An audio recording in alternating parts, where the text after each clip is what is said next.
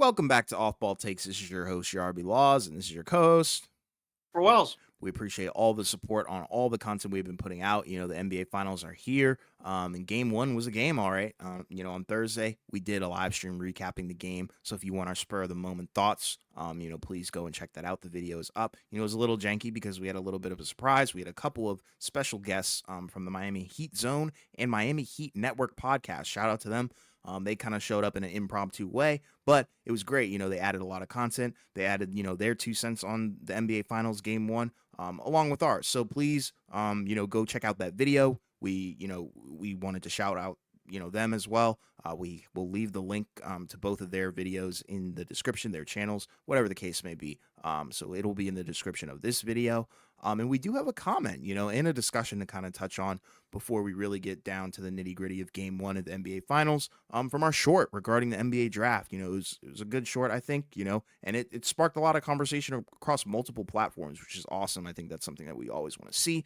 But we're gonna kick it off with, a comment from @Pryor from TikTok. He said, "Scouts and media don't see a superstar, so it isn't good. Ton of good role players, which is something that matters in basketball." And yeah, that's a good comment, and that's in regards to the draft. Once again, great comment. I think it speaks truth to power. A lot of people and a lot of analysts have regarded this draft as very weak. A lot of NBA ready guys, but no generational talent here. Nothing that screams clear cut number one pick. It's going to be based off of fit. And there are a ton of good players here, but there are some polarizing names, which is pretty much what we covered in our short. And that's the thing about every draft is that, there's always going to be, certain guys that I think end up kind of being, that end up being looked at as steals later on. Even Mhm. though, again, I think we've touched on this, right? Where it's like there may not be a, I don't know, like a marquee superstar guy in this draft, but there are a lot of players that can still help out a number of teams. So that's where, especially if you have a pick later in the draft, right? We know with the new CBA, you're probably going to have to, at least find some guys in the draft that might be able to help contribute right away. At the worst case scenario, at a regular season 82 game level. So that's where I think this is where this draft might help out a lot of those teams, even though we do know there's going to be teams that are going to trade the picks. But, that's the thing. Whereas, like, yeah, if you have a top pick, maybe you don't feel as great, but there's always going to be somebody that's going to be better than you think, right? It happens at, like, one of the commenters, left a comment about Giannis, right? Where, like, that was a draft, right? Because this is considered to be one of the worst since 2013. Mhm. And that was a draft where, yeah, nobody expected Giannis to be as good as as great as he's been. And he wasn't even a lottery pick. He was drafted, 15th in that draft, right? So, that's where, and that's always is a thing that's going to happen. Like, even in good drafts, right? There are players that get drafted really late. Like, another commenter mentioned Jokic was drafted 41st overall in the 2014 NBA draft, right? Sure. He's the best player in that draft. And he wasn't even a first round pick. He was a middle of the first round type of guy. So Yeah, exactly. And that's the thing. And it's gonna be cool. We're going to have a draft live stream, when we get there. And both nights. yeah, both of them. And who knows, we might have a special guest. Wink, wink. We will Yeah. have a special guest. We'll announce that, once it's really set in stone. Yeah. But yeah, expect, more than just us on that stream. Not sure Yeah. if it's gonna be both days, but for sure, at least, the first day. Before we do get started with today's episode, please don't forget to like and subscribe and follow us on Instagram and TikTok at the OBT Podcast for a chance to have your comment read, like the one we just read and discussed about, more content and updates.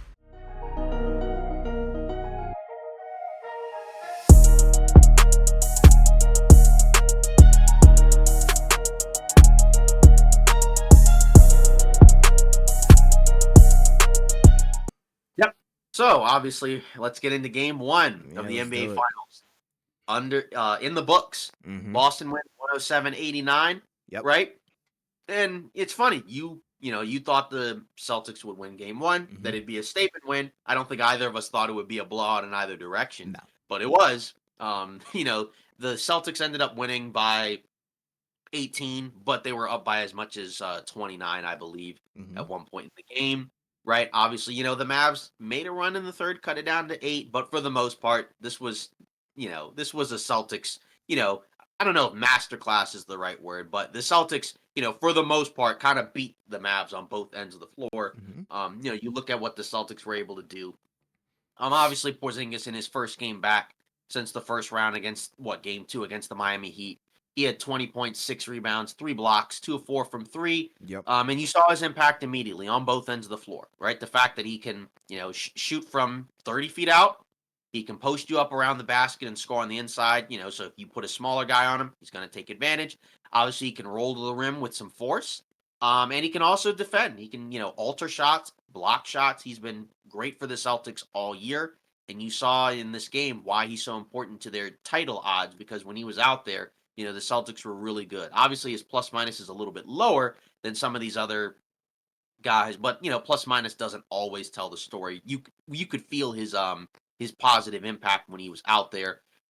Jason Tatum, right? 6 for 16. So didn't shoot well, but still had 11 rebounds, 16 points, 5 assists, 6 turnovers. But Hmm. still played a pretty, all around game, relevant, relative to what he's been doing for most of the postseason. I think, from an offensive standpoint, I think one thing that we hadn't really talked about in the live stream, but we can talk about here is that, he shot the three ball relatively well. 3 for 7, 43 from three, because he had been pretty cold from three for most of the playoffs. He was shooting in the, I think it was like 28% or something Yep. for the most part. But in the Pacers series, something kind of changed where the last few games he shot better. And the shots could just be going in more. And obviously, if his 3-point shot gets, back up to like 34, right? Obviously that's a game changer, right? Because that obviously helps, the Celtics 3-point attack, right? But either way, right? Like that's the nice thing about this roster is that he doesn't have to have a dominant offensive game, in order for them to win. You look around, Jalen Brown actually led the team in scoring. He had 22 points, 6 rebounds, 3 steals, 3 blocks. So a great defensive performance as well. He was helping on defense, rotating and blocking shots. Guys like Kyrie Irving. I think there was a dunk attempt by somebody that he was able to block. I don't know why, but Hmm. I can't remember exactly who it was. But obviously, and as a team, right, they had I think 9 blocks, right? So Yeah. I mean, so like overall, like a really impressive effort by them on both ends of the floor. And then for the Mavs perspective, obviously it's tough, right? They didn't have as much time off. Luca was interesting. He had 30 points, 10 rebounds, which is kind of, about what he's been doing, but he only had 1 assist, right? And obviously part of that was his running mate, Kyrie Irving, 6 for 19, 0 of 5 from three, 12 points, 2 assists, 3 rebounds. PJ Washington, 14 and 8. So you had a couple of role players show up, but not really. I mean, like the big thing for Dallas was Kyrie. Boston really limited defensively for him, right? They took away a lot of, his shots that he'd been able to make, and he got some good looks, but he also, had some shots where Boston defended him very well and kind of forced him into, some really difficult shots, even forced him into a couple of turnovers as well, where he just kind of just, I don't know if it was, fatigue or whatever, but they did a great job guarding him. And then they took away the lob game. There weren't really too many of those in this game. And then obviously the 3-point shooting, Dallas was 7 for 27. And that's a team that also likes to take a lot of threes. And they didn't make a lot of them. So that was a Hmm. problem, right? Dallas's offense for this game was not that great, and that was a lot of that was due to Boston's defense. They did create some good looks, but those didn't go in. But either way, Boston also forced some turnovers, as I mentioned, blocked some shots, and when they play really good defense, that allows them to get into their offense as well, right? Then they can get out in transition, score some easy baskets, to kind of make up for the half court offense, which isn't even necessarily bad at all. It's just obviously like, a big part of their identity is also that they can defend at a very high level, just like Dallas. And you can kind of see in this game, this is where, I think the Celtics match up with the Mavs very well, right? Where they have guys defensively that can, at least bother one of either Luca or Kyrie Irving, right? And it seems like Kyrie's the guy that's taking the brunt of it. And then they can also make those guys work defensively, which is what we talked about, right? And it's not that Luca or Kyrie were, god awful on defense. Even though Luca, I think in the first half had some pretty rough possessions defensively, you could see he was kind of also kind of not moving, Hmm. all that great. He was moving fine on offense, I guess, but but either way, it's just for Dallas. You just can't have Kyrie have that bad of a game. I think, right? Like obviously, I don't necessarily know if it just simply boils down to they win this specific game if Kyrie, shoots better, right? Because I mean, it was, the run was pretty quick, but obviously, I don't think it would have been like a 30-point game if you had gotten a better performance. Game two, we'll see if they bounce back. But obviously, if you're Boston, this is kind of like almost like the perfect type of game one to have, where it's Yep. like, from start to finish, it was a pretty comfortable game. It got close in the third quarter, but it didn't really feel like Dallas was going to come back and win the game. Boston eventually got it back under control. And Porzingis only had to play 20 minutes, but in the 20 minutes he played, he was very good. So, I think that's kind of the most important thing here is that Porzingis, he looked good, he looked healthy. And if that's the case, then Boston has, a very good shot at winning this finals. And it's possible that, maybe we gave Dallas too much credit and that Mm. maybe Boston just finishes them off in five. But obviously, again, we gave the Mavs six because we believe that Dallas can win a couple of games where Luka and Kyrie are great.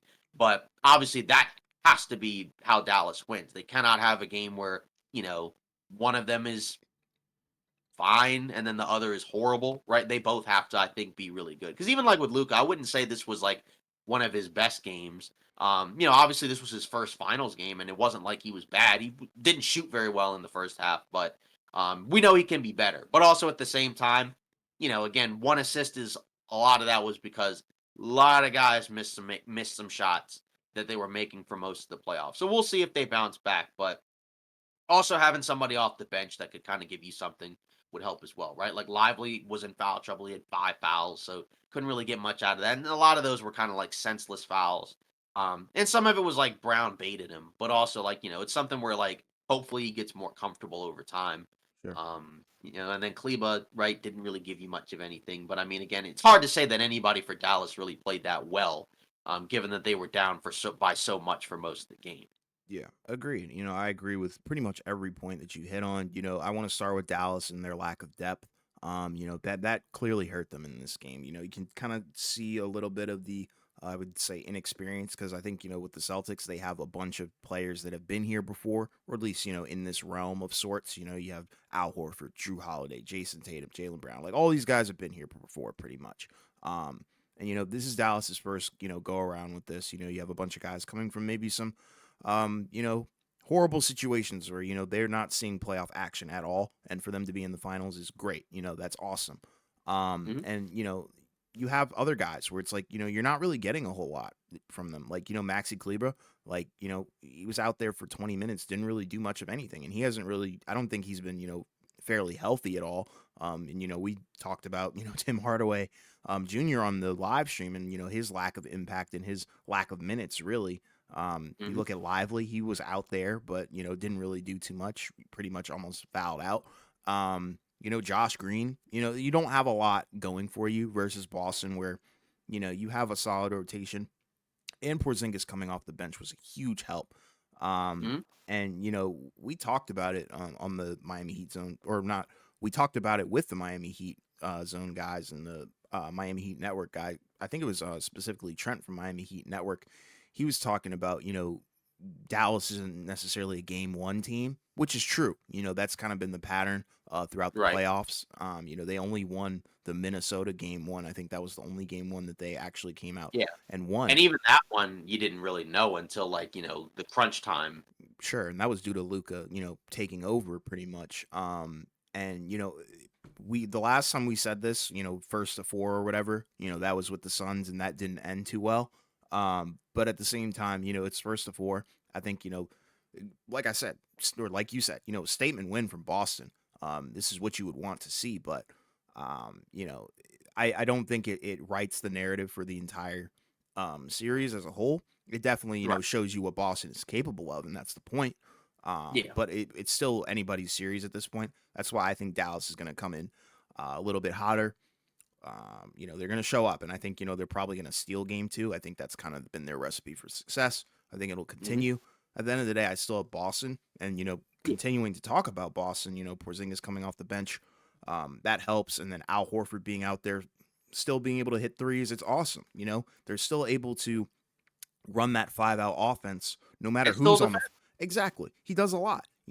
they're still able to run that 5-out offense and still be elite on defense no matter who's in at center, which I think is something that's invaluable at this point. And you saw Dallas trying to replicate that at times where you're putting Maxi Kleba in at center, and he's been hesitant to shoot the three, obviously because his shoulder's not 100%. But at the end of the Yeah. day, it's not working. The spacing, they're still leaving him. He's passing up open shots, so you can't Yep. necessarily replicate that. It's a different play style. No lobs were thrown, maybe like one or two. One Right. was only, I think, caught. So took that away completely because you have a more versatile defensive team in Boston than you do Minnesota, personnel wise. But like you talked about, Jason Tatum, he didn't have the best game, but he had a well-rounded game enough to get you by, especially Yeah. considering everybody else was balling on another level. Second highest plus minus on the team. Exactly. The guy was doing it all. Maybe the turnovers you kind of just grimace at, but at the end of the day, he was doing enough on offense and defense. Well-rounded game for sure. Jaylen Brown, obviously, like you talked about, carried the load offensively alongside Porzingis, and that was the huge X factor. I thought going into this, with or without him, they probably would have won. But with him being here, I think that kind of shows you, his impact.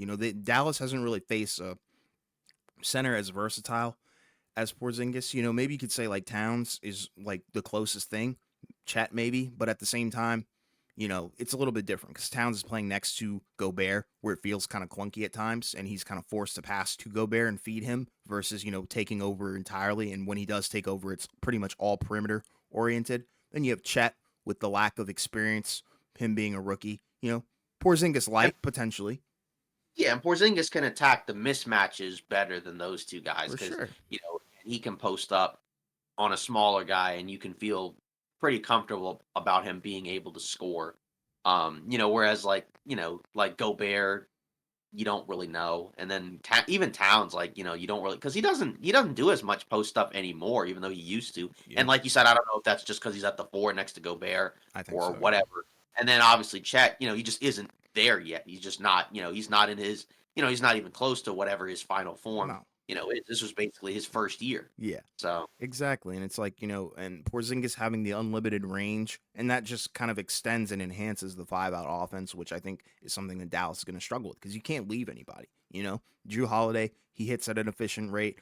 Derek White, we already know what he's capable of. And like you talked about now, Jason Tatum is striking threes alongside Porzingis. Like, that's a recipe for success on offense. And that's something that Minnesota didn't necessarily have. That's something that, clearly Oklahoma City didn't have. I mean, I guess they have the formula for it, but they didn't, yep. execute it 100%. So, and the Clippers obviously didn't even have Kawhi, so that's kind of out of the discussion. But yeah, if you're Boston, I think, huge statement win, and that's kind of what I thought was going to happen going into it. Like you said, not like this much of a point Right. differential like that. That's kind of insane. Yeah. The game was pretty much They were over. 6.5 point favorites going into game one. So Vegas thought that they were gonna win, relatively handedly. Yeah, I mean, like, and that's kind of what I just figured. I didn't think that they would, coming off the rest, Porzingis, all the talk and chatter about him coming back, it being confirmed. You just start Right. to felt really, really good, or you started to feel really good about what Boston was Hmm. going to be able to put together for their opener.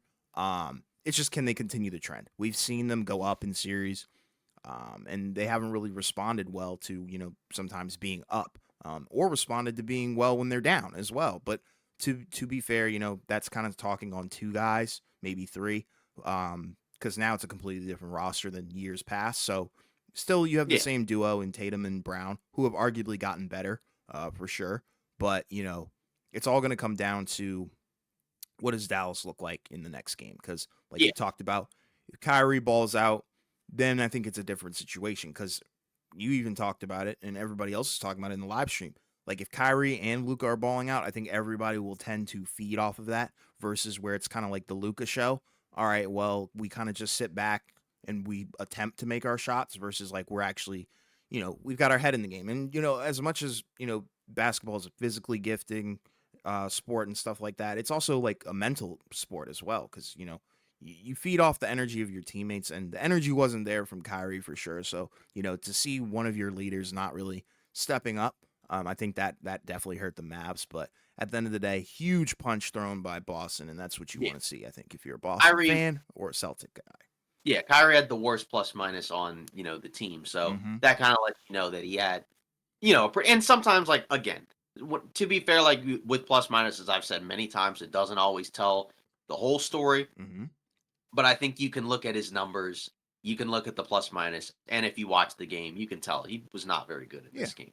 Yeah. Like, I mean, it's I mean, again, like, in order for Dallas to be able to win, he has to be better. If he plays poorly, like, if he's this bad the rest of the way, then it's probably a sweep. But if he's, at least even half decent, And this is right? Like, uncharacteristic of him. That's the right. thing, you know? We Yeah, know of because him for as a most consistent killer. Right. But, obviously that's kind of the key, right? Because, like, because some people, like, I mean, you're probably going too far if it's like, oh, Kyrie's the most important player on the team, but he's, such a huge X factor for this team because he's the secondary guy next to Luca, Hmm. where if he can give you very high level offensive production, then that's probably enough, offense where then you just need a few other guys to show up and hit like a few shots. But if he doesn't, then that means PJ Washington has to give you like 20, closer to 20.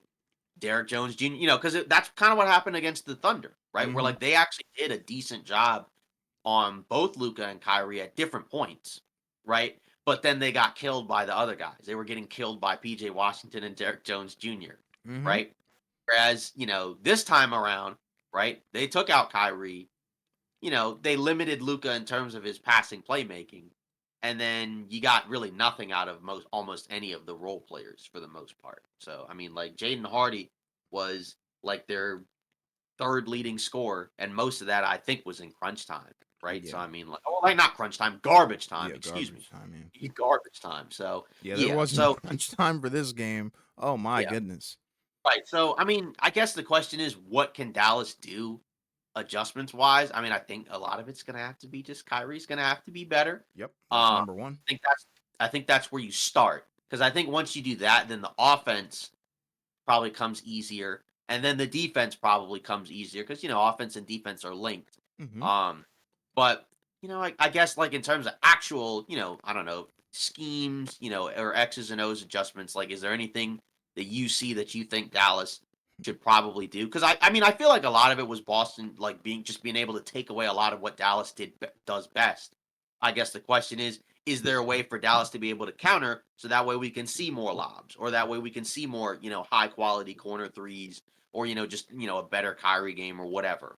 Yeah, and it's like, the way that I look at Luca and Kyrie, this kind of shows you how versatile they are. It kind of takes them one game to get adjusted. Now that they've seen what's going to be thrown at them, now that they've felt it, they're like, okay, now we can respond. Obviously, the coaching staff is going to draw something up. I would probably say, there wasn't a whole lot of ISO in this game, if you want me to be honest. There were Yeah. times, and it looked 38% usage rate for Luca in game one. so. I guess it was there, but I would Yeah. probably revert. I would go back to PNR, and I get it. It's hard because you do have Porzingis, who's like physically insane. Like it's tough to kind of get past that and go up against a Porzingis or even Al Horford at his old age right now. But Right.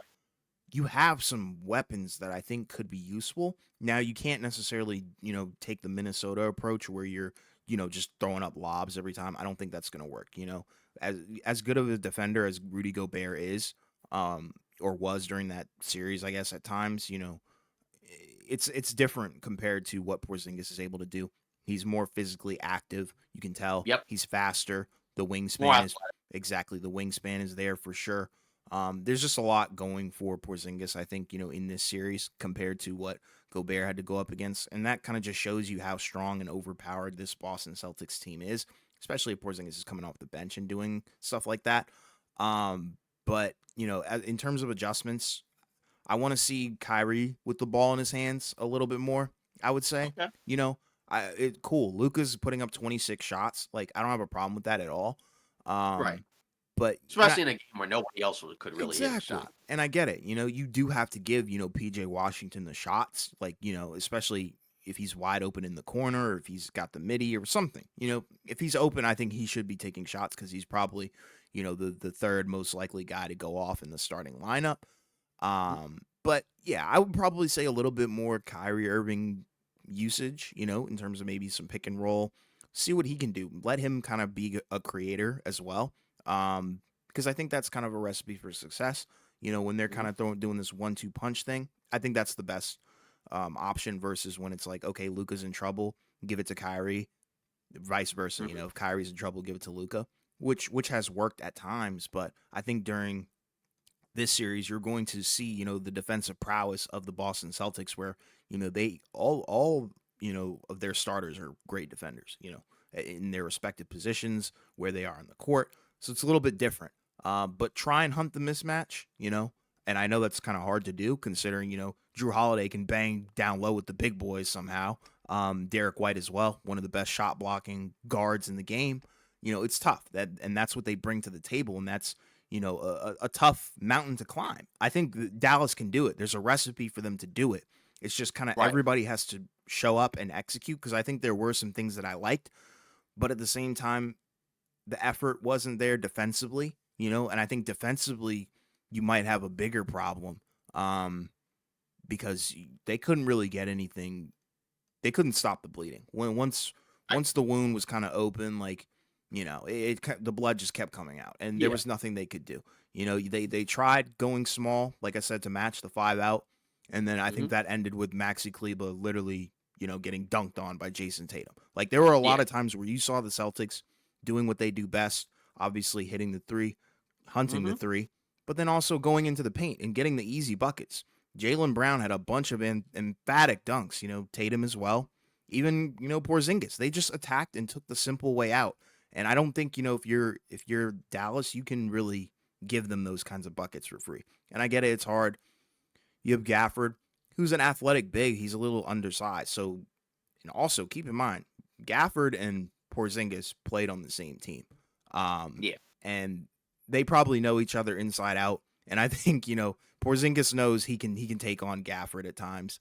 And then Derek Lively, that's another guy. I think he probably won't have as good of a series as he did, Right. previously, just because of the lack of experience and also the fact that Porzingis is there. It's not Rudy Gobert or anything like that, or Karl Anthony Towns for that matter. So, Right. you have a different front court in Boston that you have Yeah. to deal with, and it's going to be tough. Yeah, that's where like yeah, if Maxi Kleba could help you from the perimeter, that's where some of that could help. But obviously, like you said, with the shoulder injury, you just don't know what he Right. can give you. And even then, it's like it's still not like the most amazing option to have as like a small ball five. Like I'm not saying he's a bad player. It's just like like Not against I don't Boston, know. bro. You can't afford it. Yeah, that's the tough part. But I think if you had a player like that, that could probably help. So that way you don't always have to have like the lineups where it's like we only have centers that can't really space the floor that can basically because again like the cool thing about Dallas is they do have a versatile roster. It's just like if you had a stretch five that could probably help They're like because just we've missing seen a Nas Reed. right, yeah, because I remember Phoenix, the year they went to the finals, they, Saric, I think, got hurt, so they didn't have a stretch big like at all. It was like hmm DeAndre Ayton and then JaVale McGee or whatever, Right. or whatever it was. Was he in there in the I finals? think Yeah, I so. guess. Yeah. Yeah, he was. Yeah. He was. And then the next year, right? Then I think Saric was gone. And then, after that, then it was like you had like no small option, at all, right? Because like Right. before, I think against the Bucks, right? Like they only had like a couple options at the five. It was like DeAndre Ayton or no, JaVale McGee was there the second year. He Are you wasn't there the sure? first year. He Okay. wasn't. Yeah, he wasn't there the first finals Okay. year. He was Got you. there the second year where they lost in the second round. Okay. Because that's what was confusing me. Yeah, they didn't have a big backup center against Giannis in the finals. But then the next year they got one. But then they didn't have a stretch big. So then against Dallas, like you had the same issue of oh now it's JaVale McGee or now it's DeAndre Ayton getting put in the pick and roll Right. or whatever. So Boston doesn't have that issue, right? Because like you said with a Porzingis, right? He can, it's not like he's the greatest perimeter defending big out there at Mm-mm. all. But it's just like you said, he does have length. He can move okay. But more importantly, unlike a Gobert, he can punish you on offense if you go small, right? That's Mm-hmm. kind of the big thing. That's what Gobert doesn't have. And even like a Towns can't always punish super small lineups, right? In the way that Porzingis can. And that can just, some of that stuff can kind of break the team's defense, right? Where it's just like, what do you do?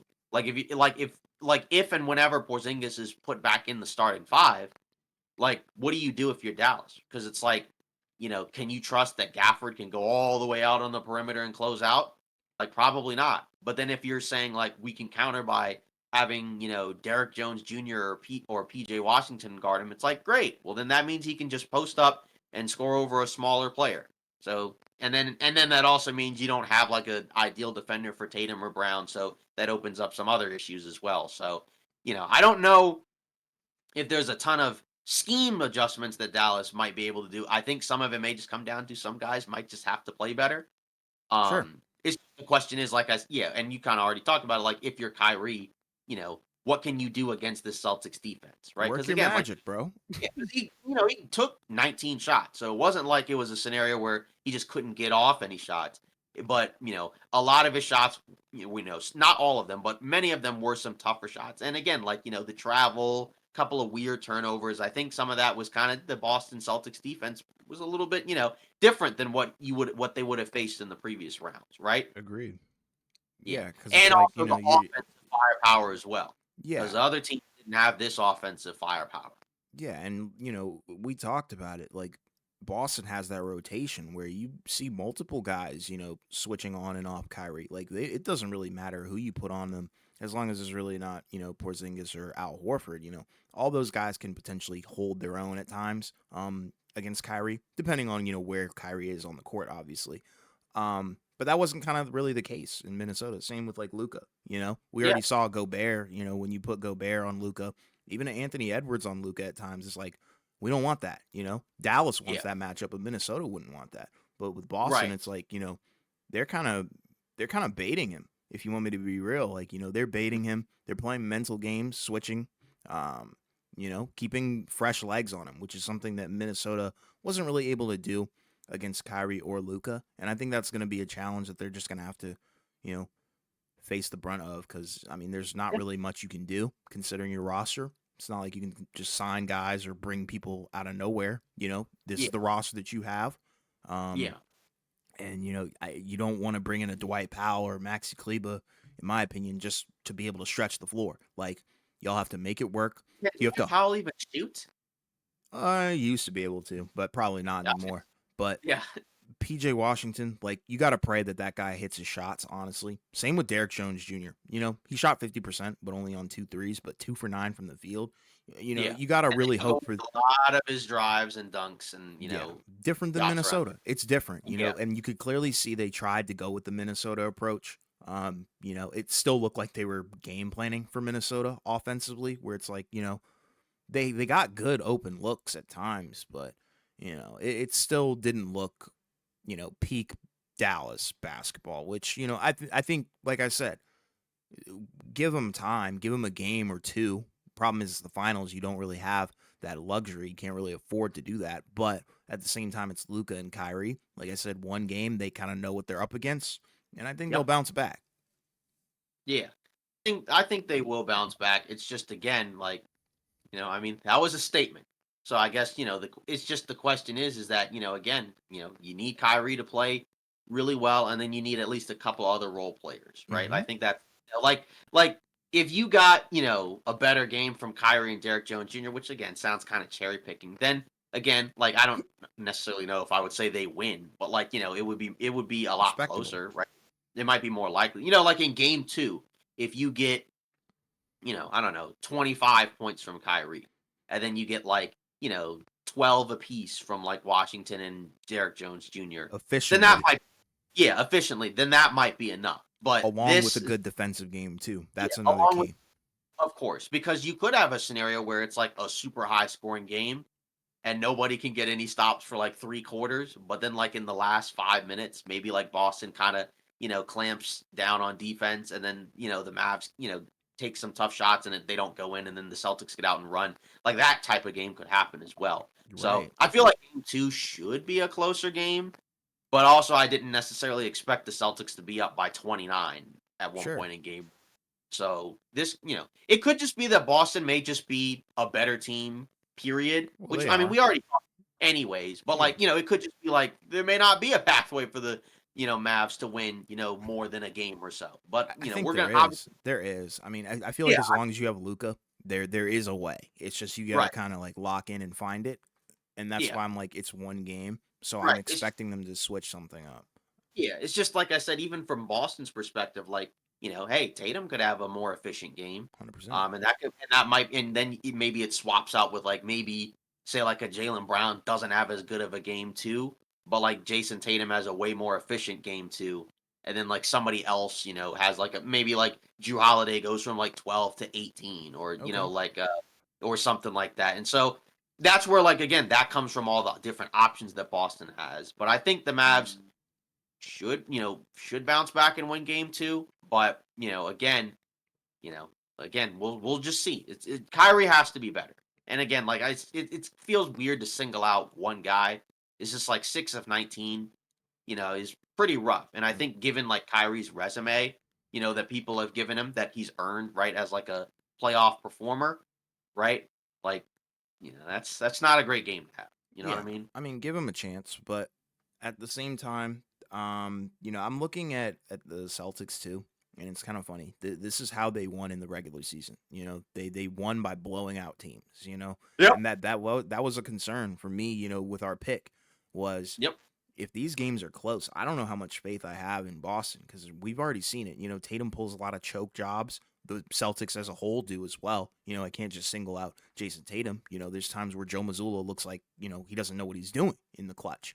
And that could be a potential problem considering, Jason Kidd has been on the money pretty much except for this game. But, at that point, you can't really blame poor shooting performance on Jason Kidd. Right. But you got to adjust and scheme. So that's kind of what I'm looking for as well. But if the scores are going to be like this, then I give it to Boston 100%. Like Yeah. there's no I think pathway. I think it's more if it's a blowout, it's more than likely that Boston wins in the blowout. It's probably not quite as likely unless it's a scenario where Boston has like a stinky three-point shooting performance and then the Mavs, just have like a laser Sure, type night from 3, which I that's guess could happen. possible. That's It's just like possible. again, the Celtics were one of the best, offensive teams in the NBA, even better than Dallas, right? Like they Yeah, were the number what 1 or 2 offense or whatever the yeah, entire season. I think the Mavs finished at 10th. I'm sure post trade deadline they were probably better, but their biggest increase was on the defensive end, post trade deadline. But yeah, so we'll see. But yeah, like I wouldn't call it over yet. Mm-mm. Obviously, like we One both game. think that the Celtics will win, but I do give Dallas the benefit of the doubt that I think they can win 2 games here. But again, Kyrie has to be better. But it is interesting because the last time he played the Celtics in the playoffs, right? That was the Nets, and he got swept. And I don't think he was that great in that series. No, So he was bad. they may have a formula, to kind of limit him in a way that maybe that other teams can't necessarily do as well. Sure, and I think that's a possibility. But at the end of the day, if he's as good as we make him out to be, and we know that he is, I think he Mhm, can overcome that. Because there's some guys that you can't scheme for, and I mhm, would definitely put him in that kind of conversation, mhm. um, along with Luca. Like I would put those two together, and them being together on the same team is dangerous. That's why people are picking Dallas to win the NBA Finals, which I don't have a problem with at all. But like I said, don't let your personal bias or anything like that get in the way of your pick because at the end of the day, you can clearly tell the Boston Celtics are a better team. Look at the starting five and then look at the bench. You can see it. Yeah. The proof I is in mean, the and pudding. even without the bench, like the starting 5 is just significantly better enough to Yeah, the point where, you only need like because again, the Celtics have 7 guys, right? So maybe you could say the Mavs technically have a deeper bench, but their starting 5 is nowhere near as good, sure, in terms of the talent level. sure. So, and that's where it evens out, right? Because it's like, Tatum, Brown, Porzingis, White, Holiday, all 5 of those guys, even Horford, any of those guys could have like 15 points in a game, or they could have like, and not just points, but also like, rebounds, assists, steals, blocks, whatever, right? Like they can all have like high level two-way production Heck yeah. basically every game. Whereas like with the Mavs, there are some guys where it's like they've been good, since the trade deadline, they've been good in the postseason. But, again, like, is it a shocker if Derek Jones Jr. doesn't have like a great offensive game? Not really. Nope. Is it a shocker if Daniel Gafford has like a pretty quiet game? Not necessarily, just because of the talent level. Even though, again, those guys have fit very well next to Luca and Kyrie. But, sometimes it's not a shocker, like, if those guys end up having, like, weird games, but, Yeah. again, They'll that's elevate the them though. I think Luca and right, where's Kyrie will elevate them though. yeah, exactly, and that's the idea. That's the reason why if you pick the Mavs, that's why you pick them because you believe that Luca and Kyrie can elevate everyone else, to the point where those guys just have to knock down some big shots and then also play defense. And if they can do that, 4 out of 7 times they got it. I just think Boston's floor is a lot higher to the point where it's like the Mavs could play relatively well, but like Boston's like, Boston could have a game where it's like you could say this wasn't one of their best postseason performances technically. Hmm. You could say it if you really wanted to, and they still, won by like 20. You know what I Sure. mean? Yeah, and it's like, Yeah. I agree with you wholeheartedly where it's like, Boston's floor is pretty much, dang near their ceiling. There's not a lot of Yeah. gap in between. That's how well they do execute. That's Floor how is very high. talented they are, Yeah. They have the Yeah. best record in the NBA for a reason.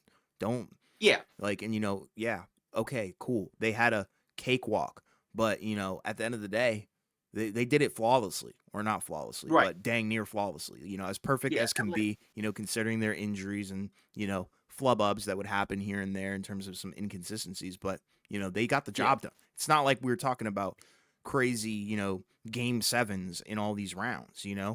And it's they took care of their opponents with the swiftness, and I think that speaks to their talent level because it would be yeah. different. You could call them frauds, Mickey Mouse run, whatever you want to call it. Mhm. If they were struggling, but come on, man, they ran through the gauntlet, or not even a gauntlet, but they ran through the crash course like like it was Yeah. training. Like when I say they have a high floor, like they could be better. Like they could have a Yeah, game where they play even better than what they did in this game. yeah, So, but their um, ceiling is like they're close. It's close.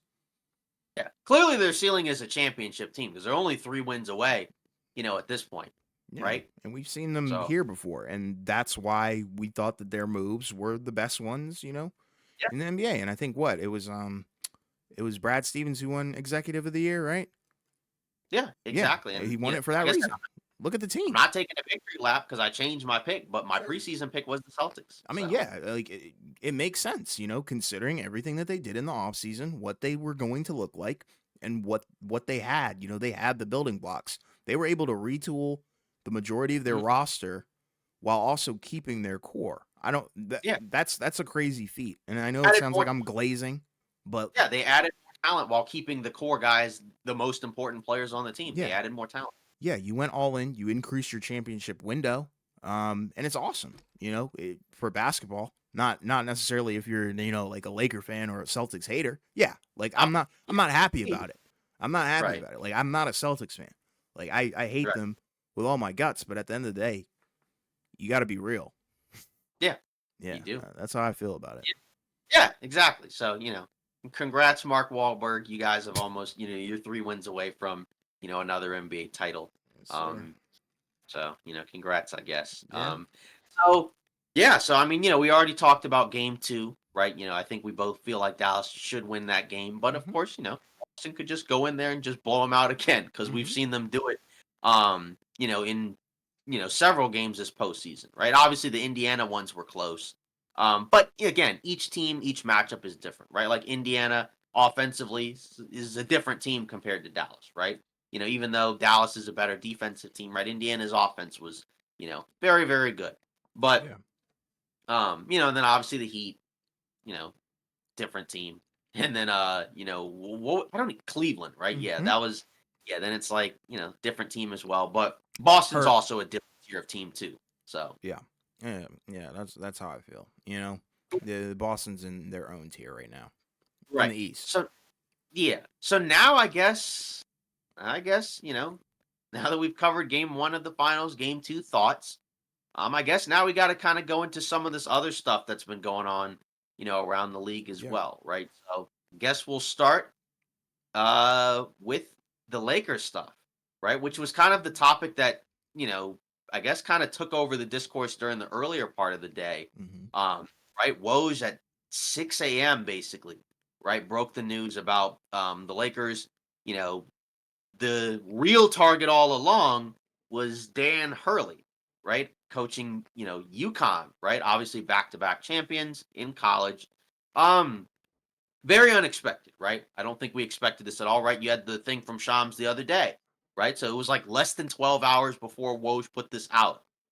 Basically the idea that the Lakers had zeroed in on JJ Redick and that he was probably going to be the guy, right? Of course, we had heard from other people covering the Lakers, right? Stuff about, potential staff hirings, right? Like what was it, like Rondo, Sam Cassell, and others. But now it sounds like, right, that they are meeting with him in LA, right? They've only made preliminary contact, according to Adrian Wojnarowski and Jovan Bual, right?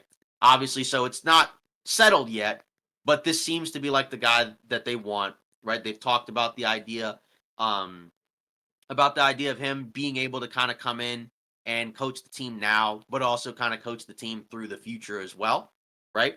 So they talked about the idea of, him coming in, right, and being a guy that, could turn, that could kind of be a player development guy as well, right? Like he could develop guys like, Austin Reeves, Rui Hachimura, Max Christie. Didn't list Jalen Hood Shafino, unfortunately, but, Yeah. we'll see. But either way, um, but just kind of an interesting hire, right? Like I said, not one I would have thought of, right? Obviously, because I didn't really have any college coaches in mind. Um, you know, b- but I guess, kind of go into your thoughts, about this, right? Because obviously, you're, as since you're not a Lakers fan, you're on the outside looking in, but obviously, you can give your thoughts, right? Because obviously we're all familiar with this guy, since he was you know, the head coach for the back-to-back national champions. Yeah, when I first saw the notification, I kind of had to Mhm. blink twice because, like you said, this guy Right. wasn't on the radar, and I didn't necessarily think that he fit their timeline Mhm. initially because you would kind of preferably want a coach that's kind of seasoned, win now. Sure, yeah, like you have LeBron, AD. We want to maximize our championship window. Let's get a coach that everybody's on board with, but you can't argue, against the facts. The guy's a winner. And when I saw the message, I pretty much sent it to you and I was like, this is actually a W, And it was surprising. Like I like this kind of zag because you didn't zag for a loser or a guy who's like inexperienced in coaching entirely. You zag to the point where you got a certified winner. Like he knows how to get the best out of his young players, which I think is like what you were hinting at in Austin Right. Reeves and some other guys that maybe haven't necessarily reached, their full potential yet and are kind of just waiting there to be tweaked and unlocked a little bit in terms of what they can do on an NBA court. But yeah, I think he's the right guy for the job. He's a good leader. Like you talked about, we saw him back to back championships on some rosters that kind of weren't necessarily touted as like, okay, championship favorites. There were times where you look at UConn, you're like, okay, I guess, but I think it speaks to what he's able to do system wise and the belief that his players do have in him. And I think that will translate to the NBA. Right. I don't know about, systems and schemes. That's a completely different thing because A lot college of is a motion stuff, exactly which like, right? yeah, So stuff that you would feel like would be, kind of different from what the Lakers usually do. sure. Like it's With different that, in terms of yeah. style.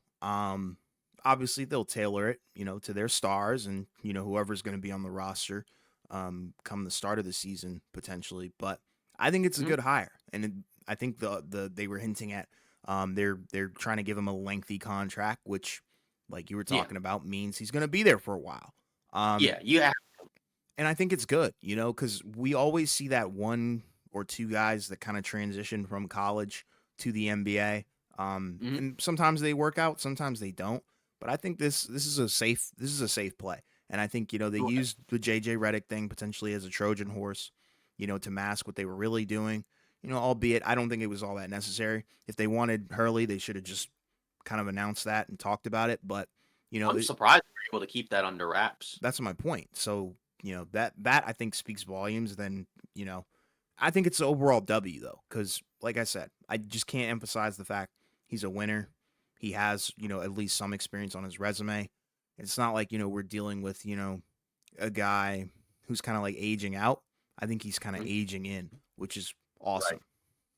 Yeah, I mean, and that's kind of the interesting thing is that, from, that perspective, right? Obviously, like you said, it's a Zach because it's a lot different from what, all the names we had heard, right? Because again, like, again, let's be honest, the coaching pool wasn't really that No, awesome, right? no. Like there weren't really any names where you're like, oh yeah, this guy is the guy that the Lakers should hire. So there were risks for all of them, right? Like even the guys, like James Borrego or Kenny Atkinson who have more experience, there's risks for all of them, Mhm. right? And then obviously there's a ton of risk for Reddick because he's not coached at all, right? Mhm. And there's a risk for Hurley because of the fact that even though he's, a very successful college coach, coaching college basketball is different than coaching in the NBA, right? Because for college basketball, right, you're coaching, young guys, right, 18 to 22 or whatever. And obviously, like they have more control, over a lot of stuff, right? Like they get to do a lot of management stuff, like they run the program almost basically.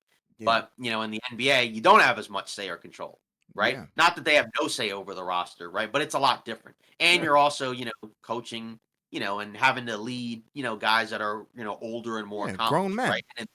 Yeah, exactly. And in this case, it's, a 40-year-old LeBron who's pretty much done almost anything you could do in the NBA. And then obviously Anthony Davis, who's, 31 and a pretty established NBA player too. Yeah, it was funny because I was looking back, because there was a post on X from NBA Atlas where they kind Mhm. of, mentioned like the last 13 or so college head coaches, right, that, took the jump into the NBA. And most of them not only did it not work, it went pretty horrible. Yeah. They mentioned guys like John Beeline, right? That was the guy that coached Cleveland for like one season. Mhm. Now most of these teams were not very good, so like it's kind of hard to like really say a whole lot, right? Like because it's like, did I expect John Beeline to do a good job with a Cleveland roster like a year or so after LeBron left? Not really, Right. right? Um, Others, Fred Hoiberg, right? If you remember him, right? He Mhm. came in and he coached the Bulls. Yep. Uh, I think that one year where they had Rondo and Wade and Butler, they did okay, right? But then they went out in the first round, but still not a whole lot there. Billy Donovan, right? Obviously, he coached Oklahoma City. Now he coaches the Bulls, right? Right. Um, Brad Stevens, I guess you could say that was, a pretty solid, Yeah, I think he was a good transition. coach. Yeah, obviously, like they didn't win, but like he did a solid job with that team. Yeah. Um, Reggie Theus, who I didn't even remember. Obviously, he's a much older guy, right? I didn't remember him being, you know, uh, college coach and then coaching in the NBA, but it's obviously a little bit different. Mhm. Mike Montgomery, Leonard Hamilton, Lon Kruger, Tim Floyd, Rick Pitino as well, right? He coached the Celtics, Calipari, Mhm. right? He coached the Nets, New Jersey Nets, Yes, PJ sir. Carlissimo, and others, right? So a lot of them didn't necessarily really work out. But, again, like I said, a lot of those teams were not great teams, right? And I'm not saying this Lakers team is a great team. It's just you're working with different guys. Um, but I think for him, obviously, there were some UConn reporters that were, or some people. I think there was Sam Amico of the Athletic, Mhm. maybe I think, Mhm. or Hoops Hype, Mhm. or Hoops Wire or whatever. And then another person who covers UConn, they were pushing back where they think he goes back to UConn. Obviously, we have to see how this meeting goes, right? So it's not 100% set in stone, but obviously, like if it's out there now, if you're the Lakers, now you kind of have to get it done It's a because good what you don't candidate want though. is yeah, because what you don't want is a scenario where you screw it up, something dumb happens, and then he goes back to UConn, and then you end up being like, "Oh, well, I guess we have to hire JJ Redick now." Like, like Right. that would be, a pretty, I don't know, a pretty rough situation. Because clearly they're putting it out there because they're trying to be like, "Well, look at this, look at what we're doing over here," right? Yeah. So, And that and again, I think in terms of signing him, you're probably also gonna have to pay him probably at least twice as much as what he's making right now, because otherwise, if it's not that much more than what he's making, at UConn, might as well just stay. So I right. guess it's like yeah, so I guess it's like, give me like a scenario or a reason where it's like a reason to leave and go to LA, and then also maybe a reason where it's like maybe it's better to stay in UConn. Okay. I mean, LA has kind of I'm going to start with the negative, which would be, to probably stay. Um and I think you would probably want to stay due to the fact that LA has potentially shown their cards as a dysfunctional organization at times, one that kind of jumps to conclusions very early, overcorrects things as well. And do you really want to be put in that spotlight? Like, yes, the NCAA is a huge spotlight. Like, they own March. Like, we get that. But if you're coaching the Lakers, if you're Mhm. coaching LeBron, that's a different level of pressure that, not everybody's, wired for that. That's a different level of Yeah. attention, a different level Yeah. of all that stuff. But at the And to be same fair, he did say that he was, he would like to coach at the NBA level. Yeah, and Yeah. that's awesome. That's awesome. But this is a big jump. But like you said, the positive and the reason why you would want to go to the NBA is obviously for your career. If you can make a successful transition from college to the NBA level, also play or also coach, for one of the greatest organizations of all time in basketball and one of the greatest players, if not the greatest player in basketball history. You have a chance to really be a part of history. So I see the potential upside. And another factor that people aren't really talking about is the Coach K connection. Coach K has been the guy who's been, advising these meetings and stuff, and the kind of like vetting the Yep. candidates, whatever. I Yep. don't know what the official terminology is, but You're there just there an is advisor. yeah. So there is a relationship. I will tell you that between Coach K and Hurley. I believe it was I think his other brother played for Duke. that's what it is. Yeah, he was a point guard for Duke. So there is a relationship, and I think they know each other well. And I think Right. yeah, he got the good word put in for him, and I think he deserves it because, like I said, it's the good kind of zag where you're taking a good risk on a good coach, potentially good coach, versus a good risk that could pay off in a coach that could be the next Steve Nash. Like I would prefer that they go out in flames with Dan Hurley than you go out in flames with JJ Redick. They would never be able to live that down. And that's what I'm talking about where it seems like it's a dysfunctional organization because It why were is. you going for Redick in the first place? That would be my question. That Right. raises a lot of red flags, especially if Hurley was on your radar the entire time. Like we don't know all the ins and outs, but at the end of the day, it seems like they're making the right decision here. But, Right. if he's the favorite, then I'm on board with it. That's all I can really say And about it. yeah, and it's funny because, when the Coach K stuff first came out, right, there was no mention of any of the Hurley ties at all. It was Sure. I think a lot of people were ourselves included, right, kinda connecting the dots where it's like, "Oh, well, JJ Redick played for Duke, That's another so Duke maybe guy. they're, going to him to kinda ask like, hey, what was it like, coaching JJ Redick at Duke or whatever else, right?" But, I Mhm. guess it was for that, so, and it's funny because multiple times we would go back and say like that they tend to oftentimes do things that you don't really expect. Like, especially we talked about that in terms of like trades or, player signings, right? Like the Westbrook trade was not as expected, right? There was some reporting out about that they would be interested in a player like that, but initially the first bomb or whatever was that they were going to trade for Buddy Hield, right? Obviously the second Westbrook trade where they traded him to Utah, right? That one kind of, was not there wasn't as much reporting behind that one, right? Because initially we thought it was going to be the heel Turner one, Yeah. right? The Gabe Vincent signing kind of came out of nowhere. And some other like the Montrezl Harrell one that came out of nowhere, um, as well, right? So like obviously, they have a flair, they have I guess, an ability to kind of do some of that. But this one was definitely like, wow, I did not expect it at all. It's just, again, like, I'm just curious as to what it looks like. And I also am curious if that also changes the math for what they do with the roster in the offseason. Because it Mhm. might be possible that they may just, because, some people have also kind of connected the dots where it's like, well, if you have them in there for player development, then that could also imply that you're not going to make any major trades with your young guys, or maybe you make one or whatever, and just kind of hope that he can kind of optimize them better, maybe than say like a Darvin Ham would or whatever. Maybe that means you take Bronny in the second round and be like, we can develop him, or whatever, and then whatever else you want to kind of throw in there as well, like that. That could be something to think about, because we already talked about it. Like with the new CBA, you're probably going to have to find a way to hit in the draft and develop players, because if you get those guys, those are guys that you can have on a roster, pretty cheap for like 4 seasons basically. So if you can get them while they're playable or ready, to get minutes or whatever, and you develop them, then those could be really good rotational players that you can re-sign. You know, as opposed to like we need to go into free agency and sign like a $15 million a year player, but we don't have $15 million to spend. So let's try to, replicate that with like a minimum contract. Yeah.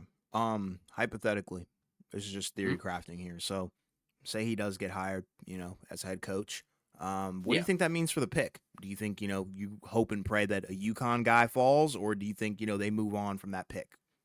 I still think that their first decision is to probably trade the pick. It's just the issue is right now, it sounds like everybody's trying to trade their first round pick. Hmm. So, if that's the case, it may be harder to do that because then that means there's a lot of sellers, but maybe not as many buyers, Hmm. right?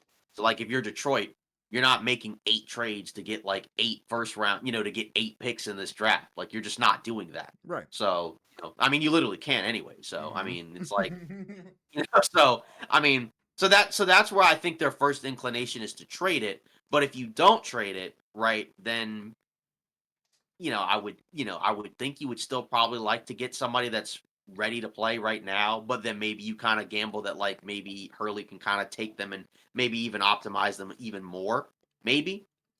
So that's what I would say. Like to me, I don't really want to draft a project player. Like if they keep the pick, I would prefer to draft somebody who's ready to play as opposed to what they did last year, where they took a guy in Jalen Hood Shafino, where maybe he's good 3 seasons from now, Right. but Doesn't fit your he wasn't window. able to.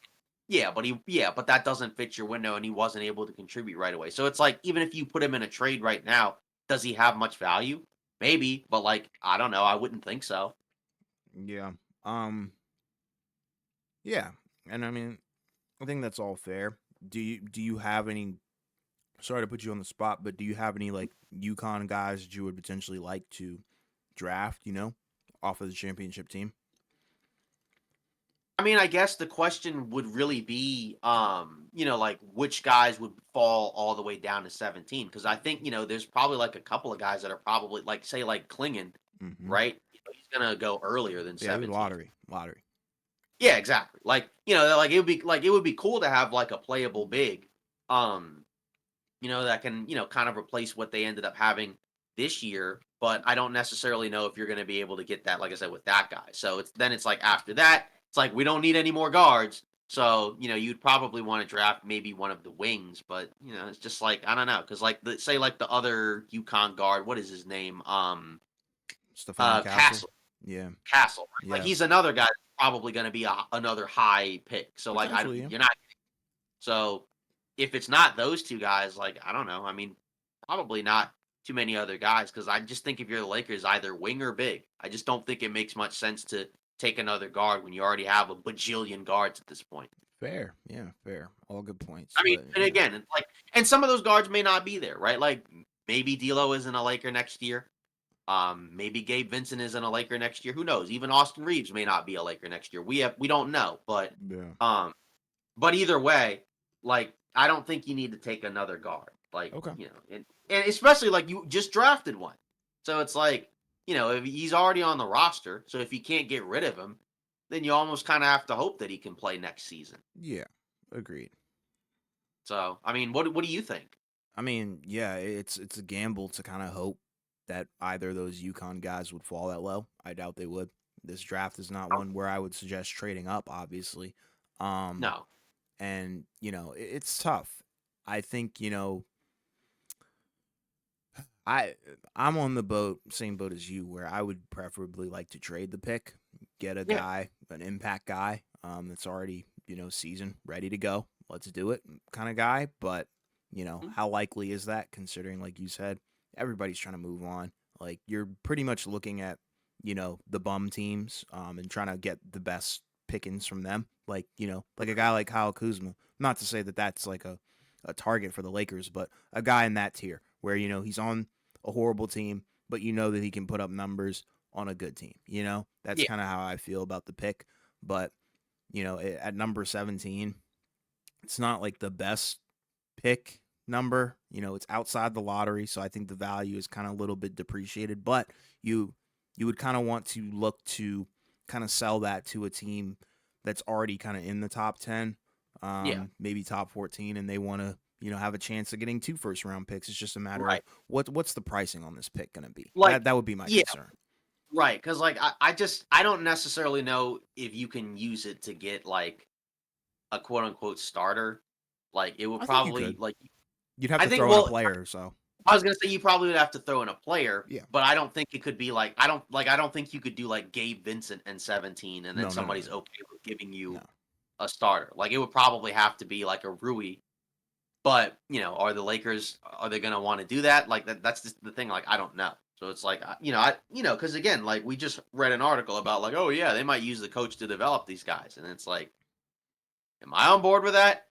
I mean, I mean, not I'd be necessarily. I'd be down for it, but in Yeah, terms of as a Laker fan, it's like right, the window is a little bit different because I think you right. guys want to win and maximize your ability the best you can. With LeBron and Anthony Davis on the roster because it's a top duo.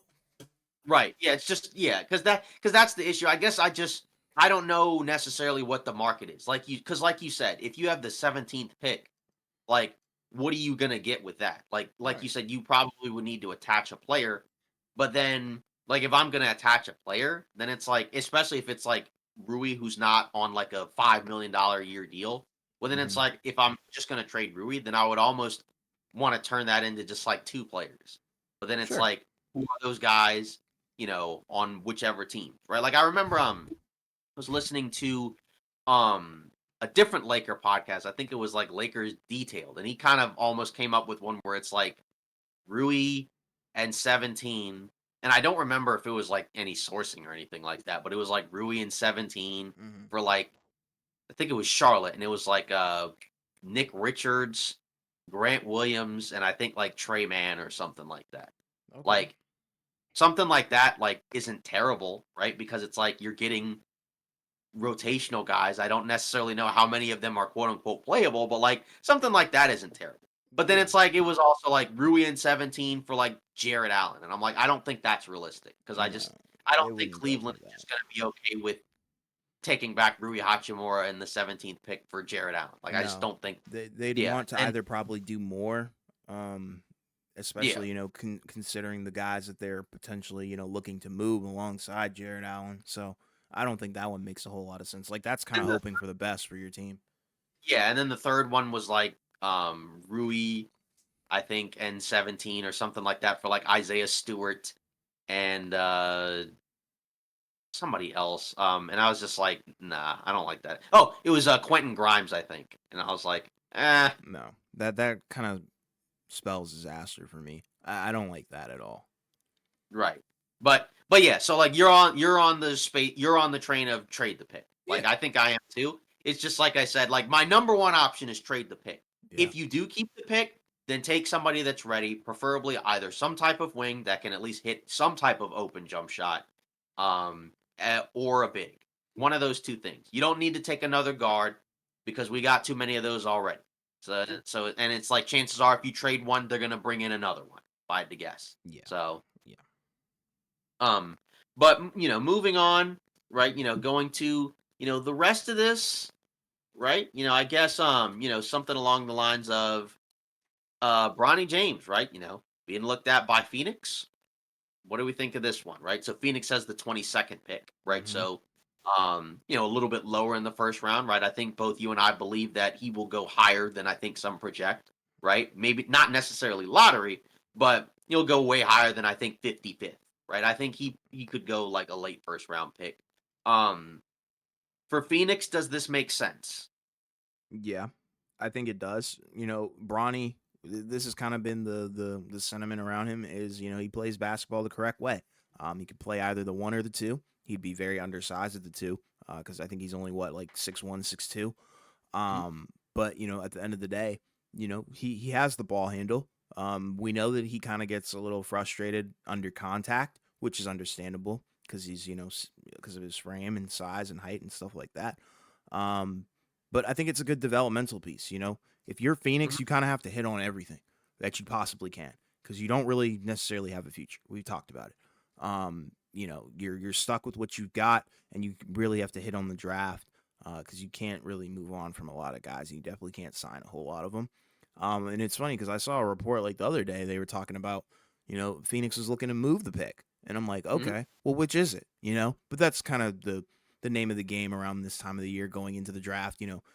Teams are looking at moving the pick, and then they're also looking at a certain prospect. But I think this one's intriguing. Will he be there? Yeah. I don't Maybe. know. That's Maybe. the thing. Like that's kind of the risk, of trying to target a player like Bronny. who Mhm. has a lot of upside beyond just his basketball ability, considering, Mhm. the storyline that's present there. Yeah. But Mhm. because I think some team, I'm not going to say would be stupid enough, but some Mhm. team would be willing to gamble on the fact that they could potentially have a year of LeBron James. You know, Right. and I feel like he could potentially go higher for that exact reason. Mhm. But, I like that placement. I think that's a good fit for him system wise. I'm not going to say he would be a starter, but I think he would Mhm. give you kind of that Davion Mitchell, when Mhm. he first got drafted, defensive tenacity where you're like, this guy Mhm. might be a stud, considering, the fact who his dad is, and what kind of physical gifts he could potentially have because, he's still super young and people forget he's coming off a medical emergency. So we really haven't seen, his true form, I guess, Mhm. if that's what you want to call it. But he's got a lot of promise. And I think, that's a good area for him to be kind of projected at or, for Phoenix to be looking at. It's just, I don't Mhm. know if he's going to be there because he could easily go higher than 22. Right. Pels may not give Ingram max. According to the Athletic, New Orleans Figured. unlikely to offer a 4-year, $208 million extension. I don't think that's a shocker. No, that Um, that goes without kind of saying. I thought that was I- like, like everybody knew that. like I mean, because we've already talked about the idea that like he's probably going to get moved from Yeah, New Orleans. We don't know where he's going to go, but I think our expectation is that he probably will not be a Pelican next year. it doesn't make sense, You tried it. Right. They already said we've seen enough. Yep. Next person up. And Yep.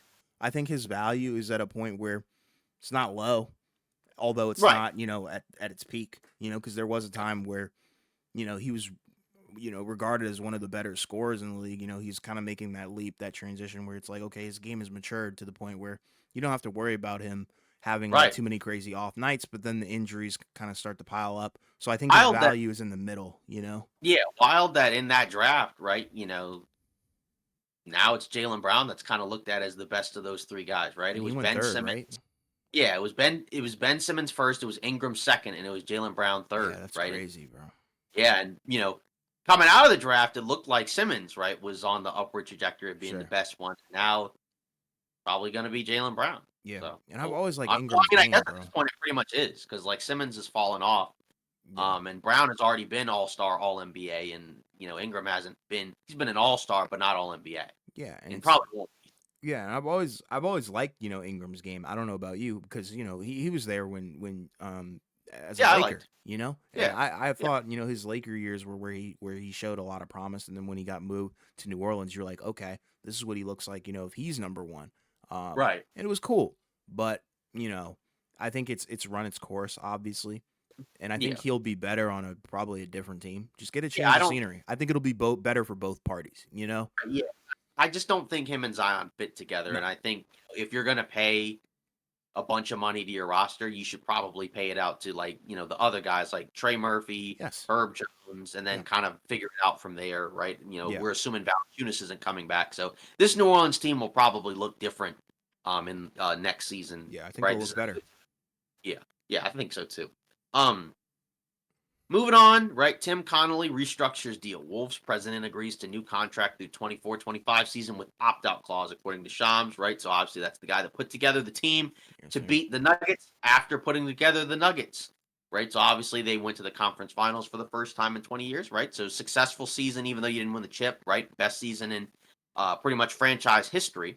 So now he gets rewarded with a restructured contract. So right, because I think there was some talks about like not that anybody was serious about it, but just like the idea of like, hey, he could have opted out, because the ownership situation is kind of funky. Although now, according to Shams, I think he mentioned what is it, Michael Bloomberg, right? Has come in, right, like former mayor of New York, right, or governor of New York or whatever, Mhm. right? Mhm. And coming in to be part of that ownership group, so that might allow them to, kind of now swoop in and take the team, from Glenn Taylor. Yeah. I mean, it's interesting. Mhm. I think it's a good thing, in terms of the extension. You put Mhm. together a great team. A lot of people were riding high with this Minnesota team, and I think we saw kind of the blueprint and we felt the vision last season, but they Mhm. executed it. Up to I think their ceiling. Um, Mhm. in in in this um in this season, this postseason, really. But Yeah. you see that the future is bright. I think your only concern would be the Gobert Towns pairing at times. It probably looks good in the regular season. It's gonna win you games, but come playoffs, when you face a team, in a 7 game series, they're gonna Mhm. find a way to, exploit the fact that Gobert has no offense. And also Towns may not be, you know, he's not an elite defender, and he's, definitely not at times a reliable second option. So I think, you have some questions about the Mhm. roster, Mhm. but you feel good about Anthony Edwards, what he's been able to do, and the future that you really do have. But it's just a question of, will that trade work out? I think it has validated it to the extent of, okay, this team can go, to the Western Conference Finals, but is it going to win you a championship? That should be the ultimate goal about the Gobert trade. Like, is this a championship move? Probably not, but it is like a winning move, I guess, a move that makes you look better than you did, 5 years ago. I don't know. Yeah. Um, Next up, Pistons free agency targets. According to The Athletic, Detroit expected to heavily pursue Nick Claxton, Malik Monk, and Gary Harris. So, what do we think about, those moves? This is according to James L. Edwards III, right? He believes that Detroit goes heavily after those guys over the summer, hopes of improving its roster. They're projected to have more than $65 million in cap space, which would be the most in the league, right? Obviously, the newly hired president of basketball operations, Trayon Langdon, will have to determine whether the team's best course is to continue focusing on youth and building for the future, or to make bold moves to add proven talent. So, Don't do what the do we bold move thing. Like, I get it. Maybe like one of them. think? Um, and I get it. That's probably what their goal is, to get one of them. Um, Hmm. but don't veer from the young talent. I think they've hit on a couple of picks. I think you Hmm. have some good talent.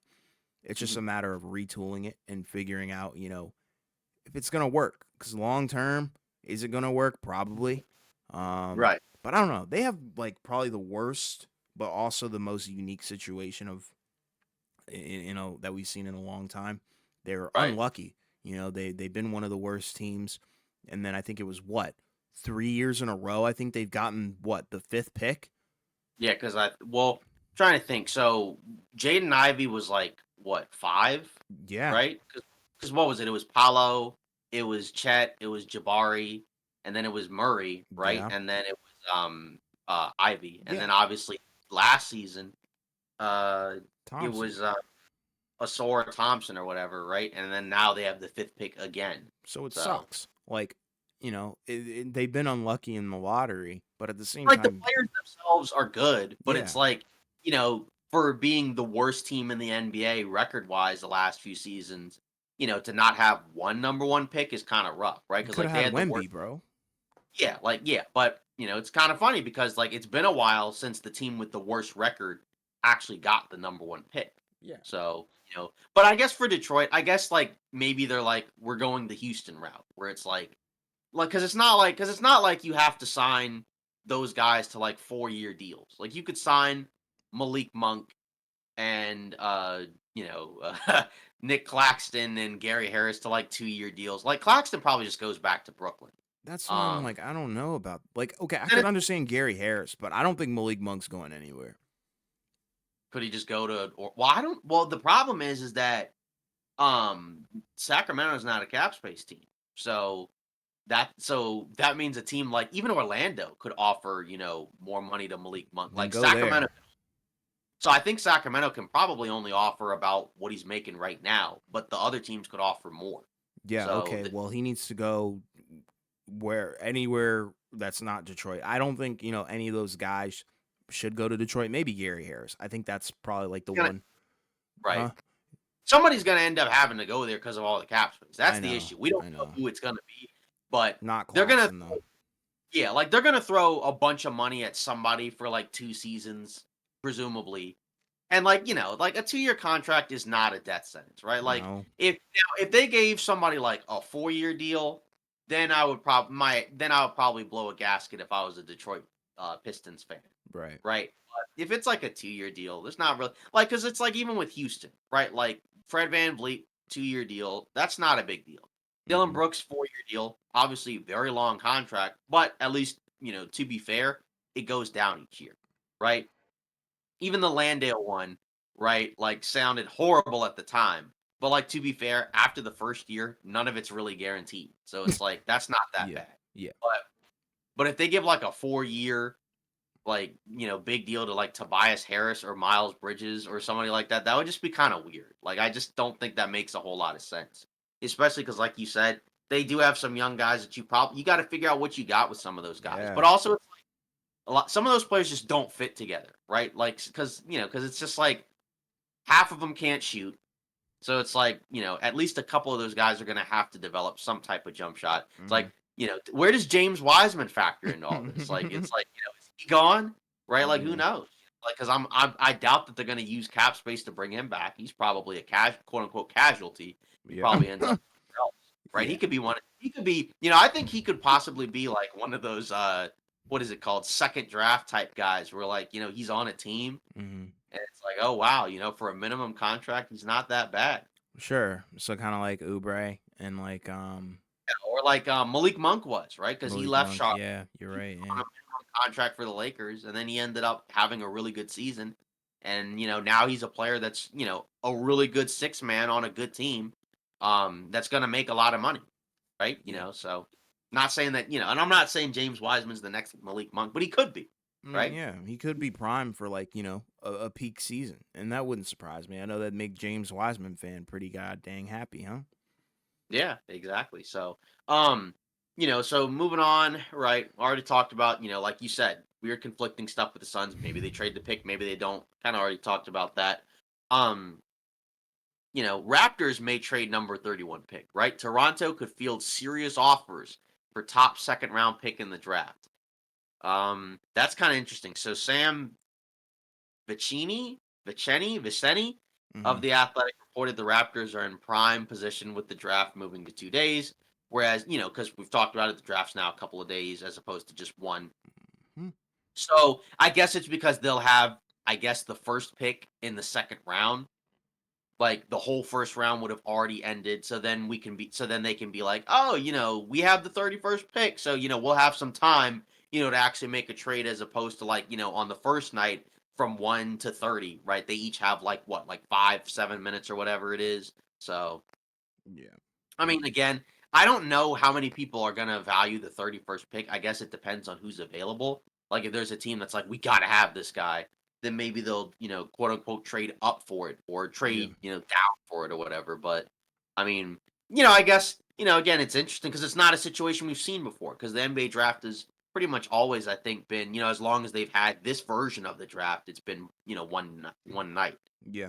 And it's like, with the 2-day process, I think you're gonna be able to highlight and see, a lot of the guys who are gonna go in the second round, because a lot of Mhm. times, the guys who go in the second round, some of them get drafted during commercials.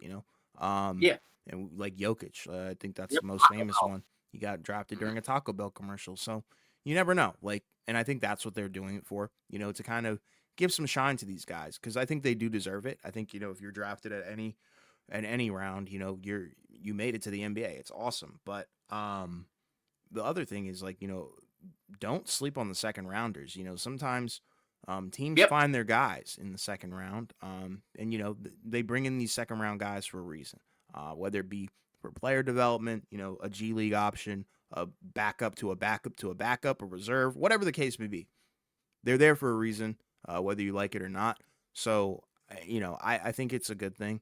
And I think having an early first round or early second round pick is pretty valuable because I think you can kind of get the guys that maybe fell out of the first round that should have been first rounders, and then they're right there for your taking. So I think Yeah. that pick will have a decent amount of value. Might even have a little bit more value than some of the first rounders because I think by the time the second round rolls around, you Mhm. know who's gone and you know who's available, and it's like okay, we can pick Right. our second option or whatever the case may be. Yeah. Going back to UConn, according to, Sam once again, the Atlanta Hawks are doing their due diligence by considering former UConn center Donovan Clingan as the potential number one pick. And again, Hmm. I think the fact that we're hearing so much about each guy being like a number one pick kind of lets us know, right? Like that they don't necessarily know, like they're not ready. Yeah, they're probably not quite fully decided, on like who they're gonna take at number one yet, right? Because we already know like all of these guys, again, have different skill sets, right? We don't know what their ceilings are gonna be. But also this is a draft where like, yeah, the top of the draft, we don't know. So obviously, this is a scenario where you kind of have to, you really have to do your due diligence in terms of scouting and, everything, interviews and whatever you have to do. Because again, it's like you could have a situation where you take somebody who's, ends up being good, somebody who ends up being really good, somebody who's kind of mid, or somebody who's kind of a bust, right? And obviously that can happen in every draft, right? But this draft is different because unlike in previous years, there isn't a guy that's considered a consensus number one pick, right? And obviously there are many people who consider this to be a very weak draft and period. So Yeah, I mean, if how would you feel about the Hawks taking clinging as the number one pick? says a lot. Um, I think that tells me that they're probably not going to move either Trey Young or Dejounte Murray, if you want me to be honest, because I think that's more of a win now move. I think if you draft Sar or another big man, I think you're kind of tapping into that player development aspect because I think Klingon is probably the most NBA ready big man in this draft. From what I've seen, I think he knows the game. He's got the touch. He's got the defense as well, and he's definitely a little bit more mobile than say a Zach Edey. And he's definitely not quite the project that Mhm. that Sar is. Even though Sar, I think his potential is higher than Klingon, but I think his bust potential is also through the roof as well in terms of Sar. But I think Klingon is the safe pick, and that's interesting because if they do that, then that sets the entire tone for the rest of the draft. Because I think some people aren't really having him mocked at number one. Right. Yeah. So that would probably ruin a lot of NBA teams hopes and aspirations if they were, Mhm. a part of the Donovan Clingan fan club. Yeah. But you know, that's why you have backup options and all that stuff. But that could potentially screw up the entire order of the draft and screw up everybody's mocks. So overall, I mean, I wouldn't be mad at it. Me personally, I would prefer SAR because if I'm the Hawks, I'm taking the soft rebuild approach. I'm choosing between Trey Young, Dejounte Murray, and I'm also probably moving a couple other guys that are absolutely useless and dead weight. Um, Mm. so, but it doesn't sound like that's the case. I don't know. It's tough. Like the Hawks are in an interesting predicament because they were so mid and they got the first pick, but they got the Right. first pick in one of the more mid drafts. So it's Kinda not. perfect for that brand. Yeah, exactly. It's definitely on brand. And if you want me to be honest, I would probably either trade the pick or draft Sar. But that's under the precedent that I would be making is like I'm either trading one or two of Dejounte Murray or Trey Young, and I'm moving forward with Sar and whoever the point guard is going to be. Yeah. Well, I guess if you're not a fan, I guess if you're not in the Donovan Clingan fan club, we know that you are in the Nikola Topic fan club, right? So obviously he had, at the combine, kind of I guess like some not so good stuff come out, Mm-hmm. right? Obviously, two things, right? Obviously, they saw that the injury he had suffered while he was playing is actually a partially torn ACL, right? So obviously that's a problem because that means that because he tore it last month, it means it's unlikely that he's going to be playing anytime soon, right? Because obviously when you tear your ACL in like May, we know that's like a 10+ month, Yes. recovery, right? Yes. So it's unlikely that he plays most of next season, right? Mm-hmm. If not, out all of it. They would probably sit him the entire season just to be safe. Right. And then I think this is his second injury, right? Because Yeah, I think he had he had one meniscus. earlier. Yeah. I think it was a meniscus injury, right? Yep, horrible knee Yeah. injury. Yep. Yeah. And then also in addition to that, they measured his wingspan, and now it's a negative wingspan. So it was rumored to be 7 feet, but it's actually 6'5.5". I don't even know how that would have been able to have, you know, gotten away with that. Yeah. Like, what the heck? Like, I don't really know how that would even remotely be something that you could get away with. Like, I don't know who that is, that's covering it. but like just I guess it's his agent or whomever it is, but like that's just kind of wild. Just like just the from the perspective of like that's such a stark difference. Like I'm Sure. just kind of surprised that like like and I guess like you would have to see him in person, but it's like usually if a guy has a negative wingspan, I feel like that usually kind of shows, right? Like Yeah. Desmond Bain has a negative wingspan. You can kind of tell, right, Sure, that his sure. arms are shorter, than his, Sabonis. yeah, for his yeah, Sabonis. I think Tyler Hero has a negative wingspan as well, right? Yeah.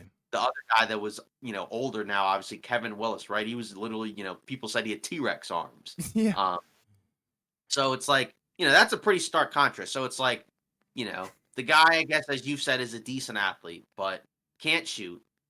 Yeah. He's got short arms, Yeah. but and also he's had some significant knee injuries, before the age of like 20. Yeah. So those are some red flags. So I feel like, like, and obviously we haven't done it yet, but when we do our mock drafts, that's probably a guy that probably drops. Because he was looked at as like a top 5 pick, but like now it probably wouldn't be a shocker if he dropped to like the lower half of the top 10, if not maybe like the lower part of the lottery. I don't know if he'll drop that far, Yeah. but I don't know. I feel like now would be unless it's like a scenario where it's like, the Spurs take him and they're like, "Well, we can afford to have him sit out a year because we know we're going to suck next year anyways." But Yeah. And they could I mean, I easily guess draft two guards. Like they could draft like Topic and like Devin White or something like that.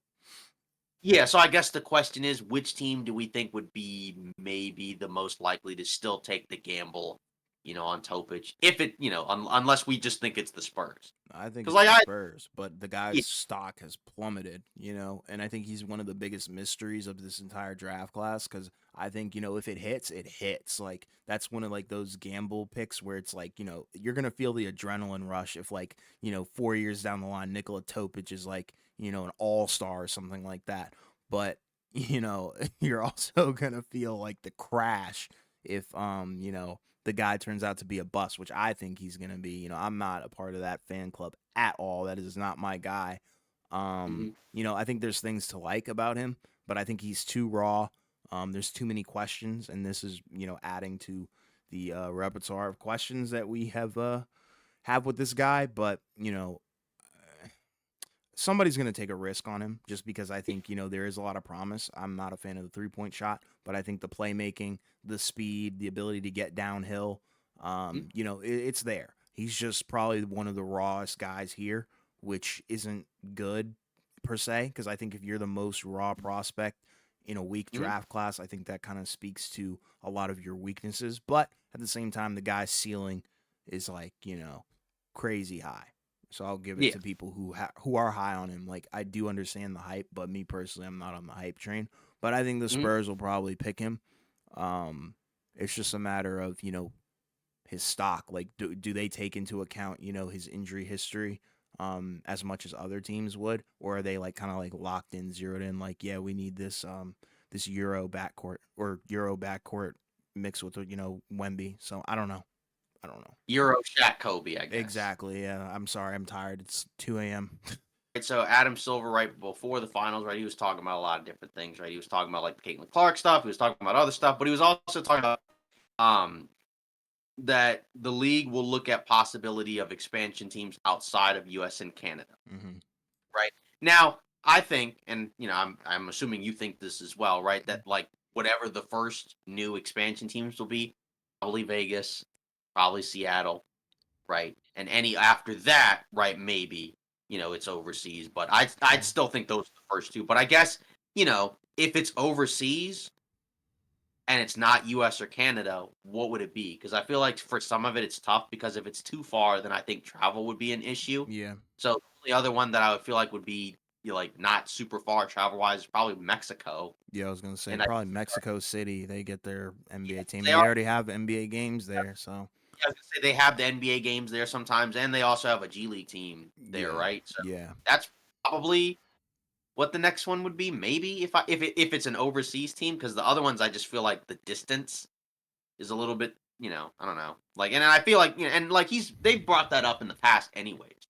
So Yeah. it's not like we're breaking new ground, but it's just logically if you think about it, just anywhere outside of like Mexico or Canada would probably just be too difficult. Like if you're gonna ask, you know, the Portland Trailblazers to travel from Portland to, somewhere like in Asia or Africa, right? Like that's Yeah. probably just that's too far, I think, And right? like yeah, and like the thing that the takeaway that I have from it is like yeah, the NBA could be the first to do it because you got to think about it. Think of all the pro leagues that are out there. The majority of like the major sports. You look at baseball, you look at football, basketball. Yeah, those teams, those leagues don't really have a lot of overseas teams. There's none in the NFL. Um, there's some I guess in the MLB, but it's what like Canada. It's like Toronto Blue Jays or something like that. So Yeah. it hasn't been done before, and I think there's a good reason for it. You can't go to the Euro. That's too dang far. And they have games in London for like the NFL and stuff, but they are not going to put a team there. They might make an expansion league or something like that, like affiliated, something like that. But there's no shot that you can have like an NBA team that's like 100% a part of the league. That far overseas, like you're talking about, the travel would be too much. You'd be burning through cat. It would. I think it would be more so a loss, Hmm. um, and it wouldn't be worth the risk. I think you got to weigh the positives and negatives, but I think like having a Mexico City team would be awesome.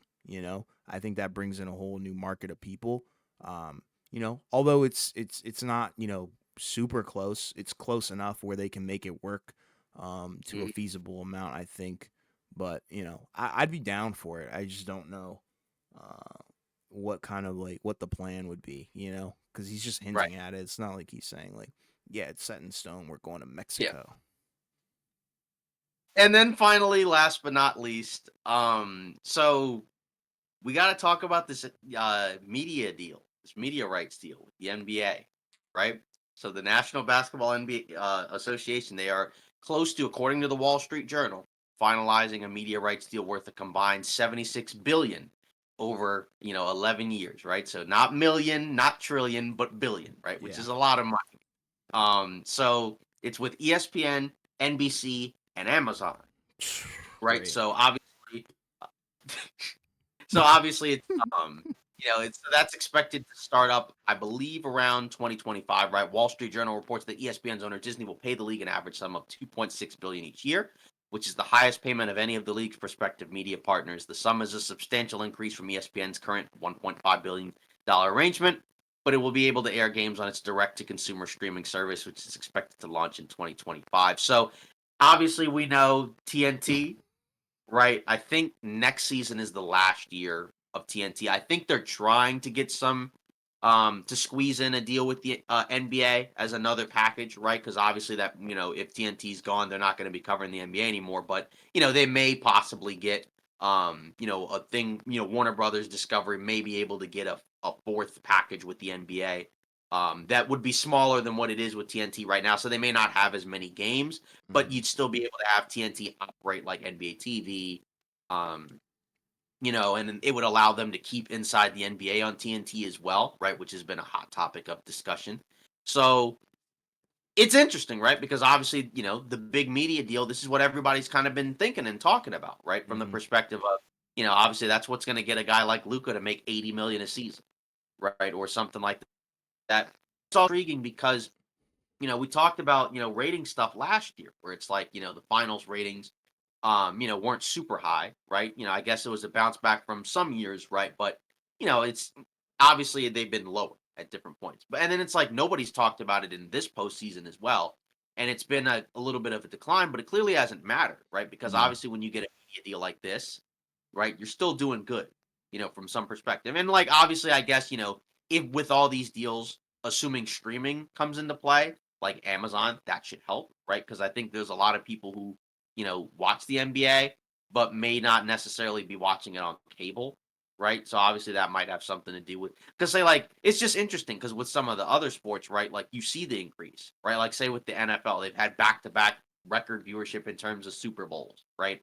Or obviously like the WNBA, right, is clearly growing, in terms of viewer interest and whatnot, right? There's been big stories going on about the WNBA as we speak Yeah. over the last week or so. So um But obviously it's huge, right, for the NBA because, with that new media deal, right? That hopefully that means that we get, more access to some of these games, easier access to some of these games because some of the stuff is kind of annoying. Do they get rid of the blackout? Don't know. Would be nice if they did. Um, but, obviously there's a lot at play in here, but what do we think about this? I mean, this is where they make their money. It's got to hit, but at the end of the day, I think with TNT, that would be I know like that's probably like not a lot of people's main focus, but that's gonna be the one that hurts the most if they don't get in there and we lose Yeah. inside the NBA. Like that's my favorite pregame show, postgame show, Mhm. whatever you want to call it. Yeah, like those, I think they're the most entertaining. I think they bring the most substance, and they're definitely the most viral group. We were talking about it, pre-show. We were like, we're not fans of necessarily like the ESPN show. Mhm. We like inside the NBA. We would prefer to have that. So to see that kind of go away, and then also, who the heck would you be replacing? Like who's going to be on these pregame shows for NBC and Amazon? And Amazon, they do a good job in terms of presenting for the NFL. Um, Mhm. but it's just like, it's just another avenue that people have to kind of go to and through Yeah. to More hoops. yeah, to just No pun watch, intended. yeah, to just watch, a regular season game. I'm assuming that's what it's for. Um, but I mean, I like it. If it gets people, paid, I'm for it. Mhm. Um, like I said, it'll just suck to see inside the NBA go away if they don't, Right. squeeze their way into a deal. Yeah. And like I said, it's still they still got one more season left. So it's not like Yes. it's going away. It's not like what we saw in the conference finals, Western Conference Finals is the last time, right? They Right. still got another year left. It's just what happens after that. We don't know. But like you said, yeah, we were talking about it before we got on to record, right? Where we were talking about like, yeah, that's probably the best one Yeah. of the ones we have, right? Because you have what is it, NBA NBA countdown or countdown. Yep. whatever. Yeah, that's the ESPN one. No comment on that one. Yeah. And then I guess you have the other ones, right? That would be like the local teams, Sure. Yeah. right? But I would, yeah, huh? I said sure, but I mean those don't really count. Like they Right, kind of exactly. do, but I mean they're local. What can you really Right. expect? It's all based on the kind of Yeah. like the And they're budget not of the show- the video department, all that stuff. So yeah, and they're not really like shows. It's just like simple pregame, yeah, stuff. Although I guess you could kind of consider like the other, the TNT, NBA countdown stuff that, but like it's different. Like say with Inside the NBA, it's more like a show, yeah, right? I think NBA countdown is trying to be a show. It's just, it's just different. yeah. So. And it's like the team specific ones. They obviously cover their teams. And Mhm. with inside the NBA, they cover a wide range of topics. They'll cover Yeah, a lot of the different crazy segments, a lot of games. Yeah. Like yep. and they also show out during All Star Weekend. That's also another area where I think they show up big time, and I think that's one of their ways to shine because they don't get the finals rights at all. I think it's ESPN ABC, so you know Exactly. they kind of get their shine during the All Star Weekend and then regular season, and obviously the conference finals games and stuff like Yeah. that. But I think I've seen them, like, on NBA TV during the finals, but it's not like but okay, that's usually, like, post game, like, where they're talking to, the players, like, it's not the same stuff as, like, what you see on TNT. right, yeah, Exactly. Well, that's pretty much it for today's episode of Off Ball Takes. Again, obviously for those who showed out and showed support in the live stream, right? Obviously, thanks, right? And obviously, shout out to Miami Heat Zone and Miami Heat Network, right, for joining our live stream and yeah. helping us, add some extra conversations, right, to what we were discussing in terms of the finals and the NBA. So and look out for more collabs in the future, right? We're gonna try to, do that as we grow this channel, and try to get, to join more people and get more people to join us, right? Obviously. So, again, as we talked about in the other live streams and episodes leading up to this, we're gonna try to do live streams after each finals game, as long as we're able to, right? Mm-hmm. Situations willing. So we're gonna probably do that for game two as well, right? We'll have another episode, regular episode out on the Monday after as well, talking about game two. So obviously, again, continue to like, comment, and subscribe. We appreciate all the support. And hopefully we either see you in the live stream on Sunday or we see you in the next episode on Monday.